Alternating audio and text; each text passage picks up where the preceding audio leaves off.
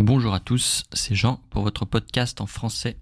Pour réussir, aujourd'hui, je vais vous donner des conseils pour le TEF, l'examen du TEF, l'expression écrite, et puis c'est aussi valable pour le DELF, pour la production écrite. Voilà, expression écrite ou production écrite, c'est la même chose, pour la section A ou la section B, et c'est comment se relire en fait. Il faut se relire correctement, et c'est ainsi qu'on va éviter les fautes. Donc, 70% des fautes peuvent être évitées avec une relecture. 70%. C'est-à-dire que vous avez fait des fautes, il y en a 10, et vous allez pouvoir en enlever 7.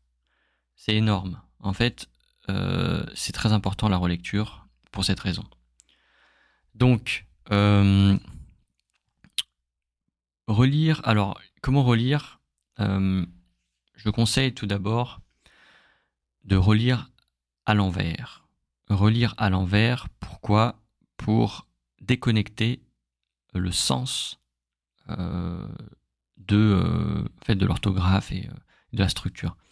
Si vous lisez une fois, deux fois, trois fois, au bout d'un moment, votre cerveau va fatiguer, il va s'habituer à l'enchaînement logique des phrases, voilà, et il va s'endormir. Il sera plus attentif. Pour conserver toute son attention, on va se concentrer sur la correction orthographique, les accords, etc.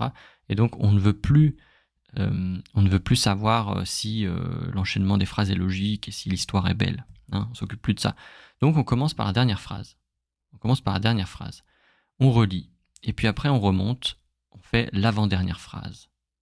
Ok, etc., etc. Jusqu'à arriver au début, en fait.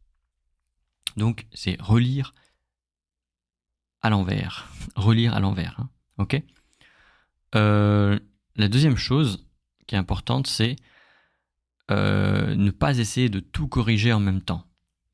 Je pense qu'il faut scanner en fait le texte de bas en haut, ok, à l'envers, mais se concentrer sur une chose à la fois. Ok. Donc on va se concentrer par exemple sur les verbes et les temps. Donc on va regarder le texte, on va voir, ok, était c'est un verbe, avait c'est un verbe, habiller c'est un verbe, se promener c'est un verbe, habiter, ok, laisser, était, souriait. Donc voilà, on a beaucoup de verbes au passé. Par exemple, pour la section A du TEF, ça fonctionne bien. Avait été congédié, super, plus que parfait.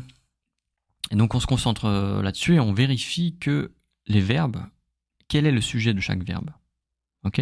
Donc on va isoler tous les verbes et on va voir quel est le sujet de chaque verbe. Donc a aidé. Ok. Donc cet argent a aidé. Eh bien, c'est masculin, argent a aidé. Ok, pas de problème.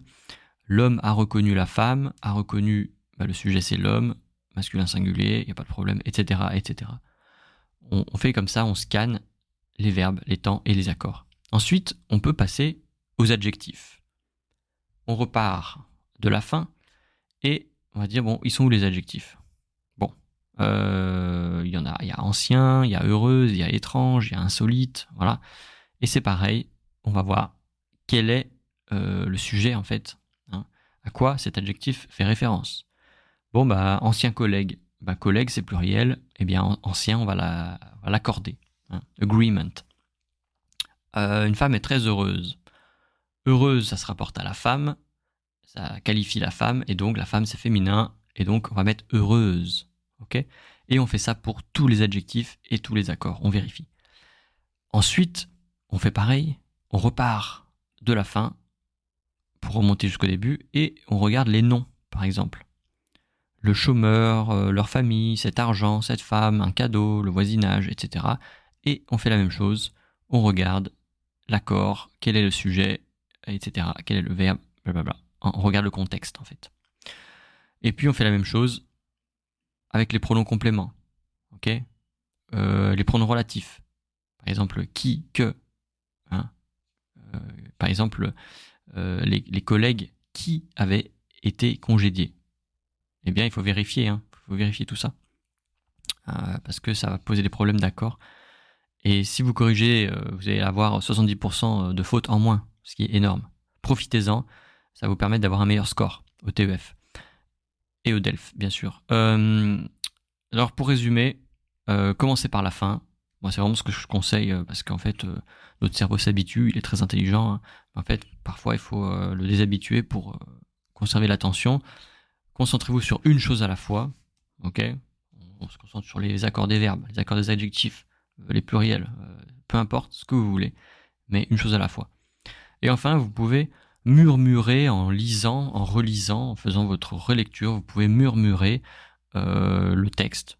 Il y a certaines personnes qui ont une mémoire auditive, et donc le fait de murmurer en lisant, cela peut parfois vous aider à découvrir certaines erreurs. Voilà, comme ça, murmurer.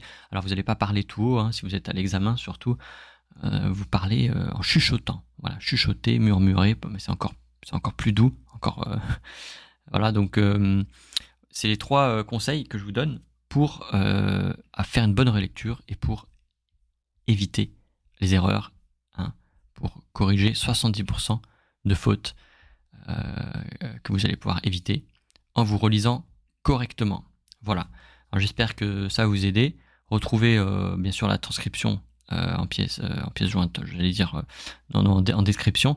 Je vous rappelle qu'il y a des livres, des manuels pour la préparation des examens, dont le TEF, un nouveau manuel qui est sorti sur le NCLC 7 pour l'expression écrite, expression orale, et aussi le cours complet, hein, avec d'autres techniques, d'autres exemples, avec des simulations orales, des corrections d'expression écrite, etc., disponible pareil sur le site getsetfrench.com. Voilà. Je vous souhaite bon courage et à la prochaine fois.